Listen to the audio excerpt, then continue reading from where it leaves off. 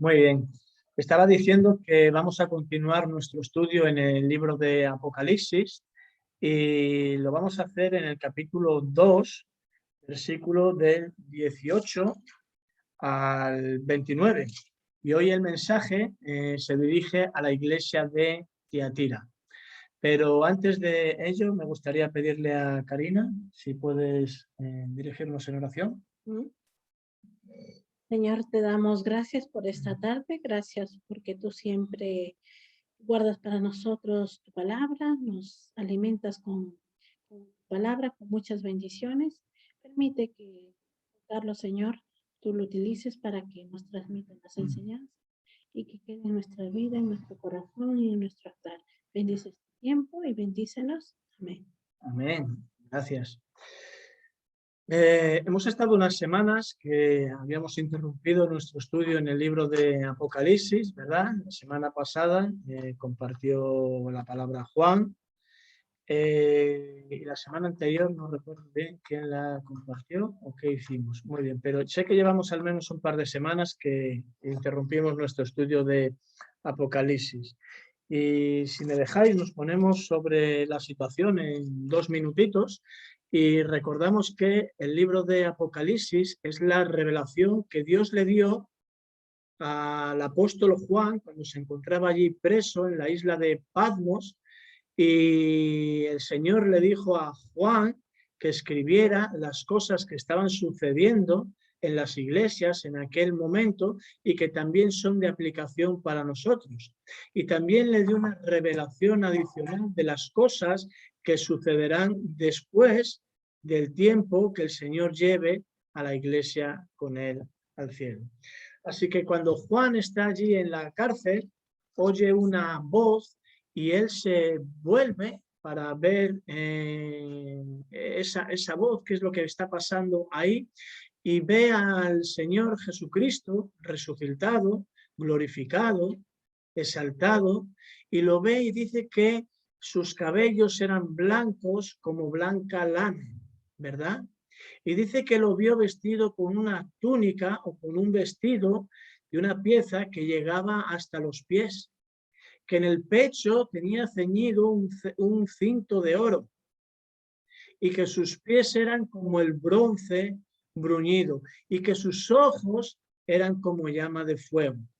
Cada una de estas características nos habla de un aspecto importante de nuestro Señor Jesucristo. Y cuando llegamos al capítulo 2 y empieza el mensaje a las 7 iglesias de Asia, Éfeso, Esmirna, Pérgamo, hoy vamos con la cuarta, Tiatira, el Señor se presenta a cada una de ellas de una manera diferente. Cuando dimos el estudio del mensaje a la iglesia de Esmirna, en el versículo 8, estos hermanos en la iglesia de Esmirna estaban pasando tribulación, estaban pasando persecución, iban a ser encarcelados, algunos iban a ser muertos por predicar la palabra de Dios, y el Señor se les presentaba pues de una manera muy característica, como el primero y el postrero, versículo 8, el que estuvo muerto y vivió. Cristo había muerto también por predicar la palabra de Dios, el Evangelio, ¿verdad? Y esa presentación era una forma de infundir aliento a estos hermanos. No temas en nada lo que vas a padecer, sé fiel hasta la muerte y yo te daré, dice el Señor, la corona de la vida. Pero cuando llegamos al versículo 18, que viene el mensaje del Señor a la iglesia de Tiatira, el Señor se presenta de una manera diferente. La cosa en la iglesia de Tiatira es seria. Y por eso Jesús ya no se presenta como el que estuvo muerto y vivió, como el que tiene la espada aguda de 2 filos, etcétera, etcétera, sino que se presenta, versículo 18, como el mismo Hijo de Dios, llana y claramente, y el que tiene ojos como llama de fuego. Esa visión penetrante, perfecta, que todo lo ve, y pies semejantes al bronce bruñido.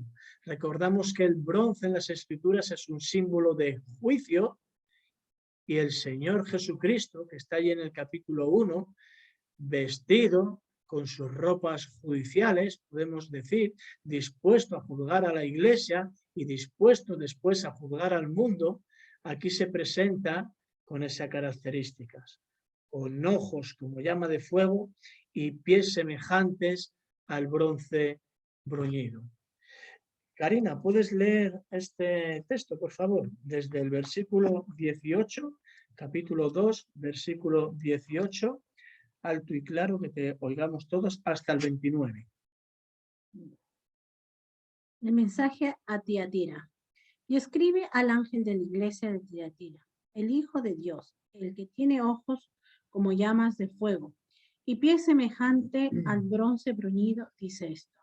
Yo conozco tus obras y amor y fe y servicio y tu paciencia y que tus obras postreras son más que las primeras. Pero tengo unas pocas cosas contra ti, que toleras que esa mujer Jezabel, que se dice profetiza, enseñe y seduzca a mis siervos a fornicar y a comer cosas sacrificadas a los ídolos. Y le he dado tiempo para que se arrepienta, pero no quiere arrepentirse de su fornicación.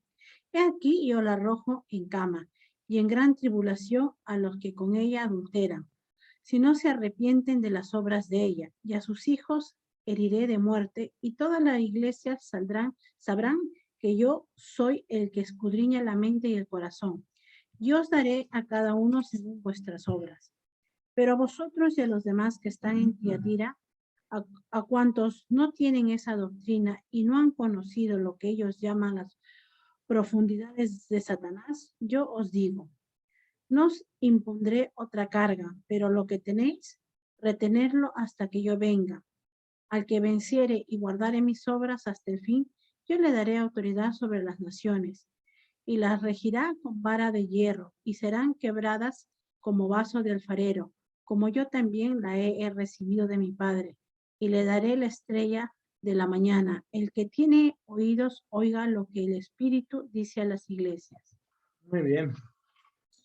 Pues estábamos diciendo que el mensaje se dirige a la iglesia de Tiatira. ¿Dónde estaba la iglesia de Tiatira? Pues muy fácil, en la ciudad de Tiatira. Tiatira, ¿ves? Qué fácil es cuando lo escuchamos, ¿verdad? Tiatira fue esa ciudad en la que Lidia, por medio del ministerio del apóstol Pablo, la vendedora de perfumes, llegó a los pies de Jesucristo. Lo encontramos allí en el libro de los Hechos, ¿no?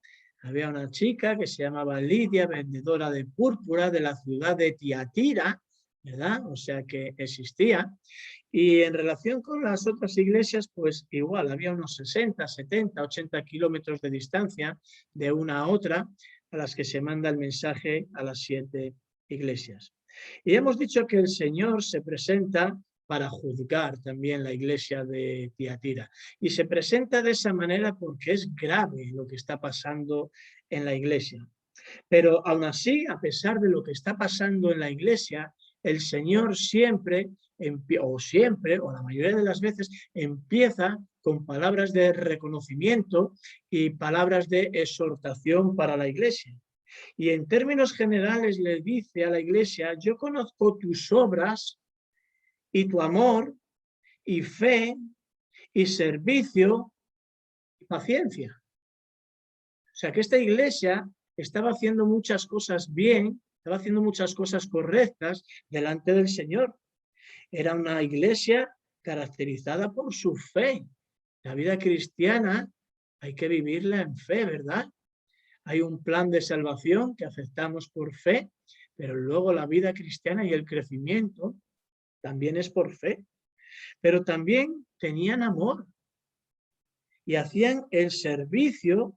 Fíjate que distinguen entre las obras y el servicio. Hay dos palabras ahí diferentes. Hacían las obras y el servicio por amor a Dios y por amor a los hermanos. O sea que su fe era una realidad dinámica, una realidad viviente que se ponía de manifiesto por medio de sus obras. Y además también eran característicos porque habían tenido paciencia ante diversas situaciones. Pero por si fuera poco, el Señor Jesucristo les reconoce que sus obras postreras, las cosas que hicieron después de conocerle, son más que las primeras.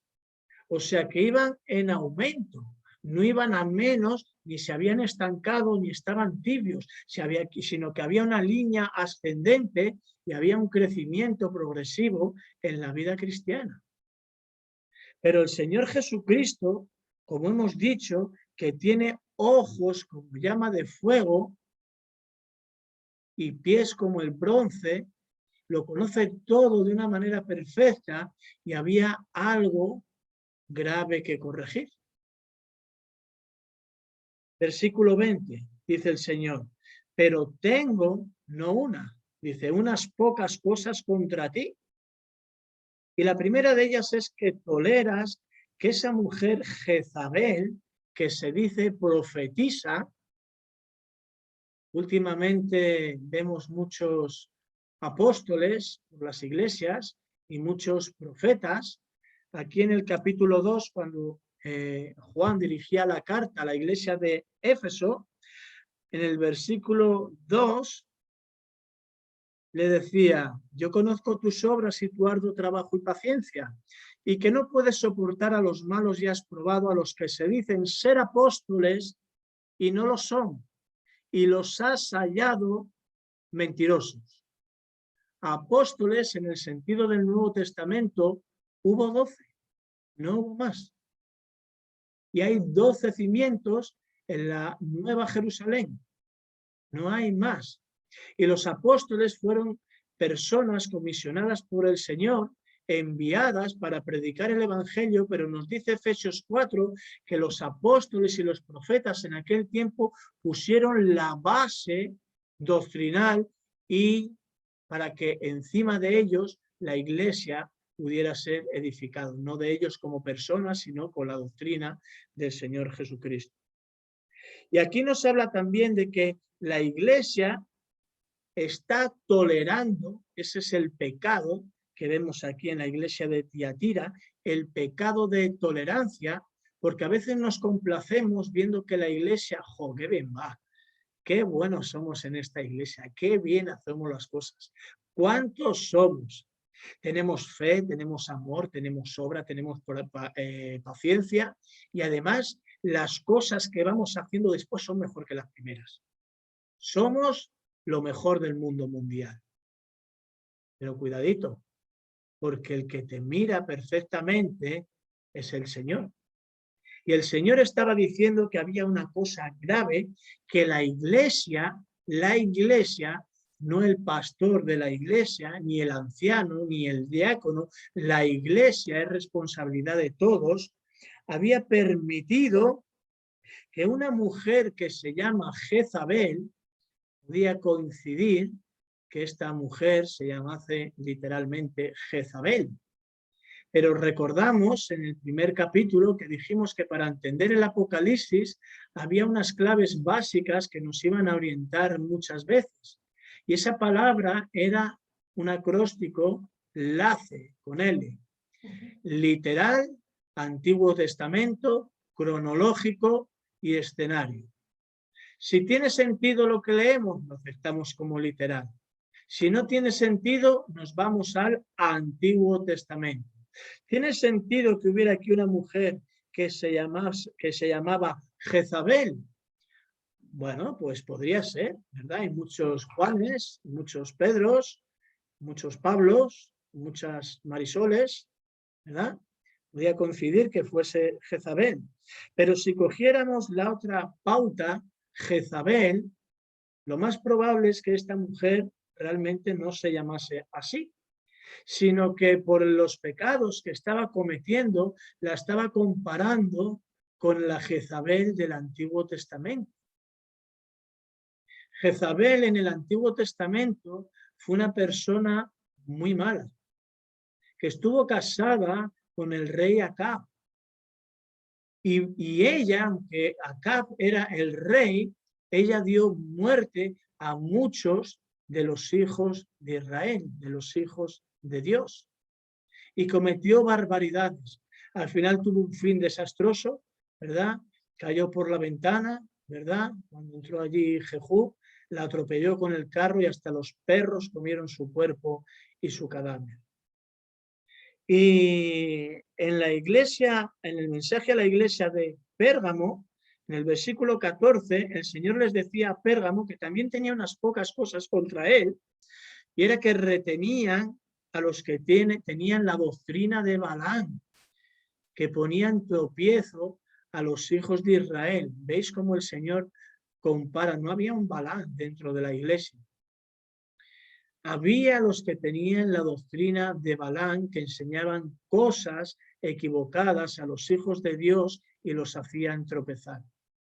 Pero es que Jezabel, en nuestro texto, no solo sugería, sino que tenía cierta autoridad allí para ejecutar, no solo para llevar, a ver cómo lo digo, no solo para enseñar, esa es la palabra que quiero decir, no solo para enseñar la falsa doctrina, sino también para ejecutarla y cometer pecados graves delante de Dios y delante de los hermanos. La iglesia o la sociedad, mejor dicho, en Tiatira se organizaba por gremios, lo que nosotros podíamos llamar ahora sindicatos, ¿no? Una asociación de personas, un grupo, y vivir fuera de esa estructura social era complicado, porque estaba el grupo de los panaderos, por decirlo de alguna manera, estaba el grupo de los pescadores, estaba el grupo de los sastres, estaba el grupo de los tintoreros. Eso me recuerda mucho a cuando estuve en Perú, allí en Lima, ¿verdad?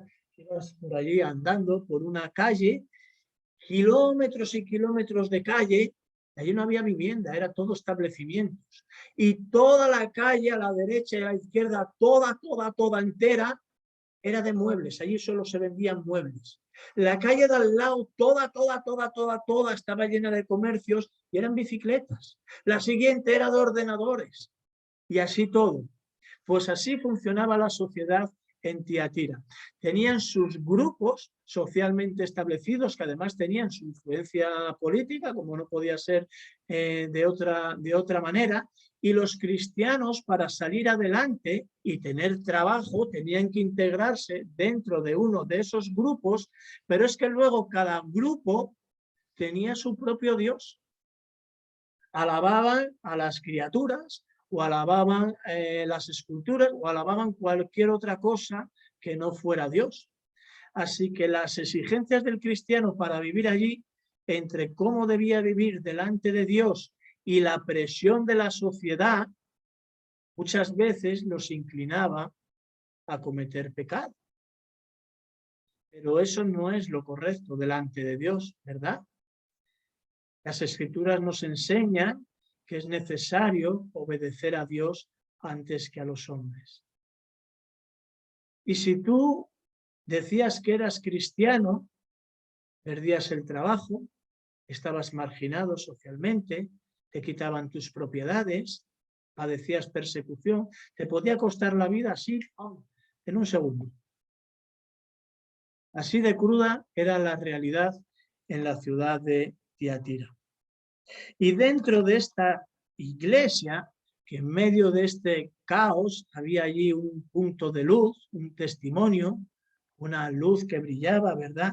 Había una mujer dentro de la iglesia, Jezabel, que se dice a sí misma, no que era, dice que a sí mismo se decía profetisa y enseñaba y seducía a sus siervos a fornicar y a cometer cosas sacrificadas a los ídolos.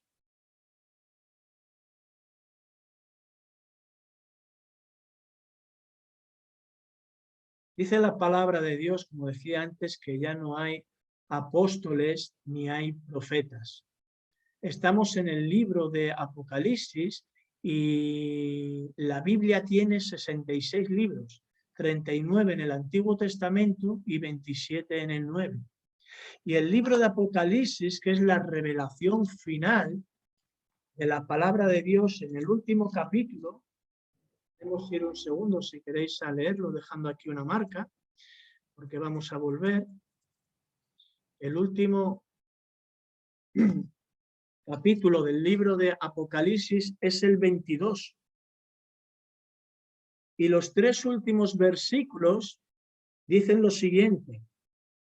Yo testifico, versículo 18, yo testifico a todo aquel que oye las palabras de la profecía de este libro, que si alguno añadiere a estas cosas, si alguno añade algo a la palabra perfecta de Dios,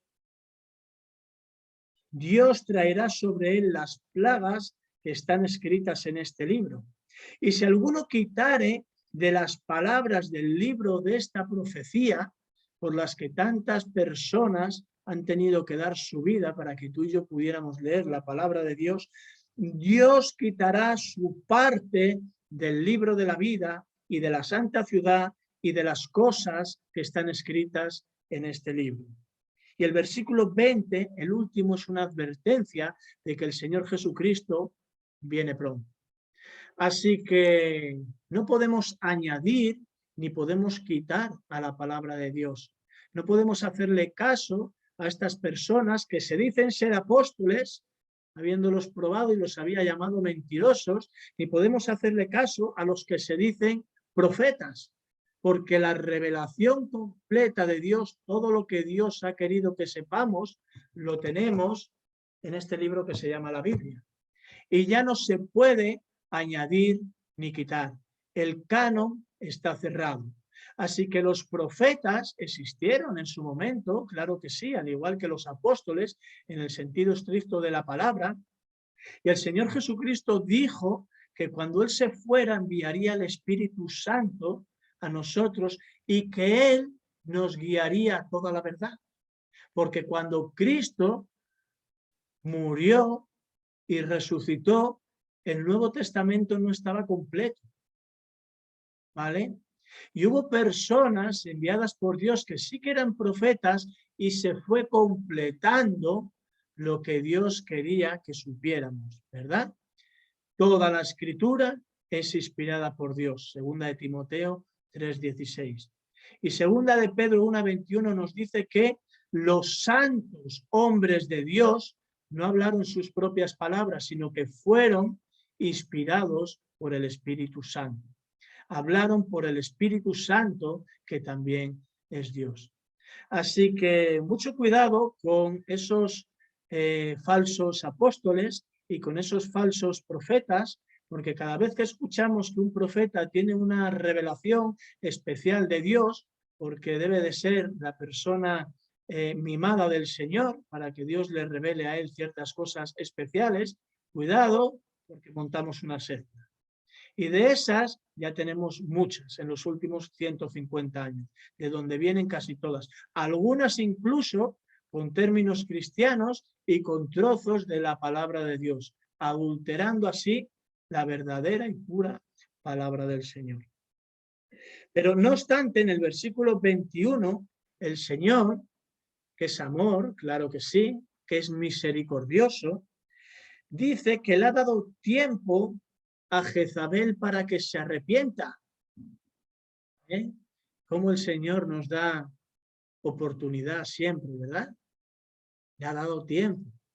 Pero es que llega un tiempo, un momento, que después de ese tiempo de paciencia y de ese tiempo de gracia, todo se acaba.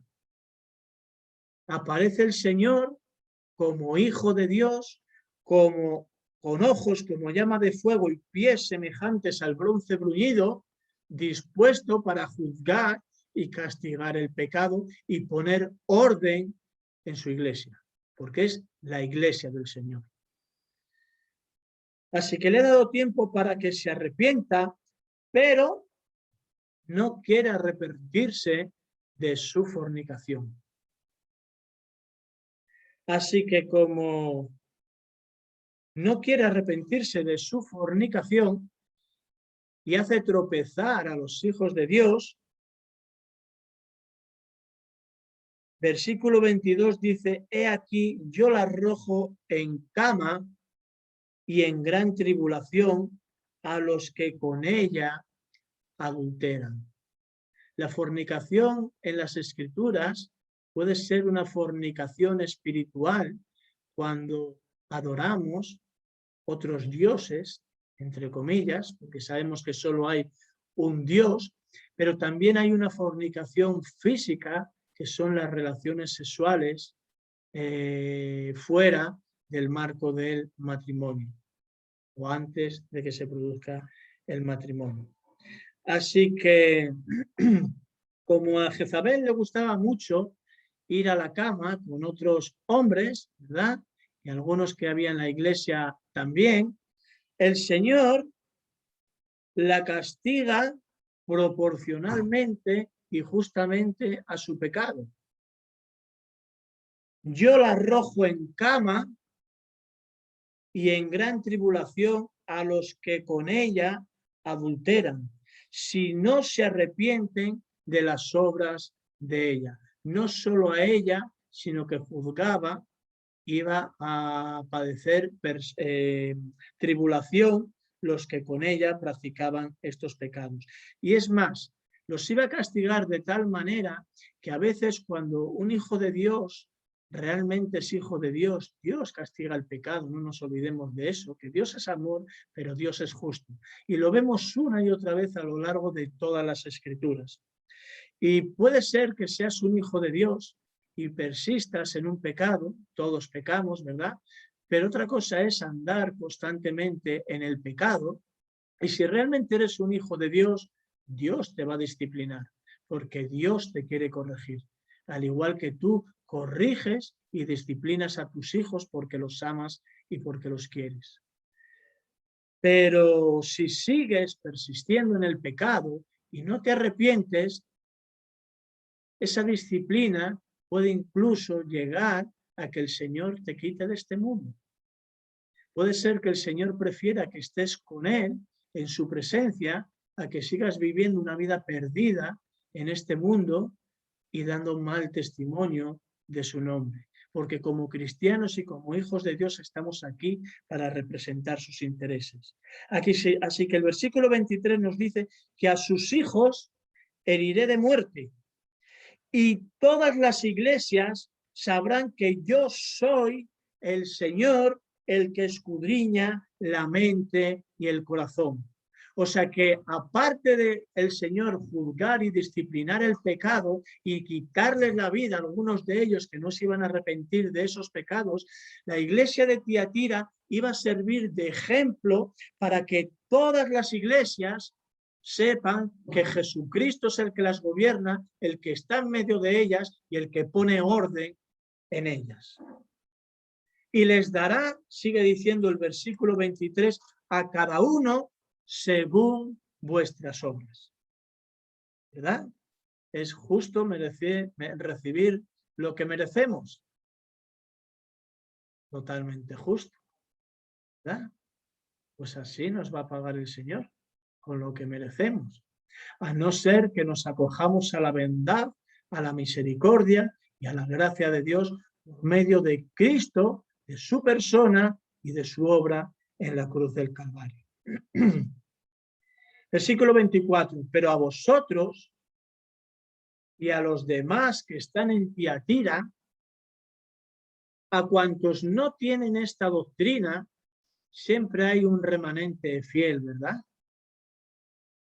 A pesar de las circunstancias, a pesar de la situación, a pesar de las aflicciones, a pesar del número, a pesar de la economía, a pesar de lo que sea, Dios siempre tiene personas fieles.